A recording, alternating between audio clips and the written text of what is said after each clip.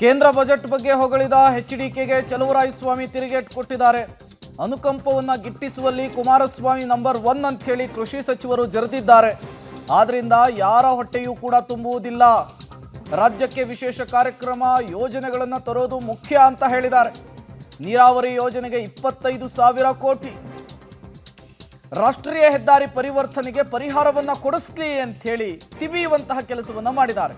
ರಾಜ್ಯದ ಯಾವೊಬ್ಬ ಸಂಸದರು ಮೋದಿ ಬಳಿ ಮಾತನಾಡಲಿಕ್ಕೆ ಸಾಧ್ಯವಿಲ್ಲ. ಮಂಡ್ಯದಲ್ಲಿ ಕುಮಾರಸ್ವಾಮಿ ವಿರುದ್ಧ ಕೃಷಿ ಸಚಿವ ಚಲುವರಾಯಸ್ವಾಮಿ ಅವರು ಗುಡುಗಿದ ರೀತಿ ಇದು.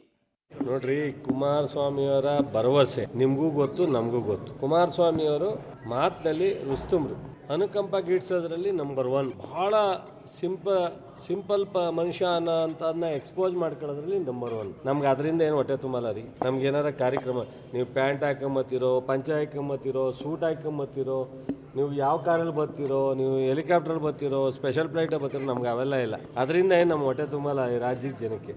ನಮ್ಗೇನಾದ್ರೂ ಈ ರಾಜ್ಯಕ್ಕೆ ಅನುಕೂಲ ಆಗುವಂಥ ಕಾರ್ಯಕ್ರಮ ಕೊಡಿಸ್ಲಿ ರೀ. ಒಂದು 25,000 ಕೋಟಿ ನೀರಾವರಿಗೆ ಕೊಡಿಸ್ಲಿ. ಈ ಥರದ್ದು ಏನಾದ್ರು ಒಂದು ಸಮಗ್ರವಾಗಿ ಈ ರಾಜ್ಯದ ಅಭಿವೃದ್ಧಿಗೆ, ಒಂದು ನ್ಯಾಷನಲ್ ಹೈವೇಗೆ ಒಂದಷ್ಟು ಕನ್ವರ್ಟ್ ಮಾಡಲಿ, ರಸ್ತೆ ಕೊಡಲಿ, ಒಂದು 10,000 ಕೋಟಿ ವಿಶೇಷವಾಗಿ ಏನಾದ್ರು ಒಂದು ಘೋಷಣೆ ಮಾಡಬೇಕಾಯ್ತಲ್ಲ. ನಾವು ಈ ಒಂದು ಬಜೆಟ್ನಲ್ಲಿ ಕರ್ನಾಟಕಕ್ಕೆ ನೀರಾವರಿಗೋಸ್ಕರ ವಿಶೇಷವಾಗಿ ಒಂದು 25,000